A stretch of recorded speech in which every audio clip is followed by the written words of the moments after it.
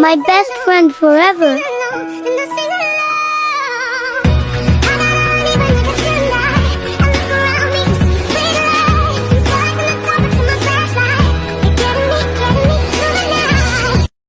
Sa ganitong panahon bago pa ka malibutan na nalinaw na bang gusto ko sa'yo ka lang. Pagkat di ako sa'yo wala ka na pakialam. Kung bakit naging ganito sa maraming dahilan na aking sinatabing ako'y nag-iingat lang.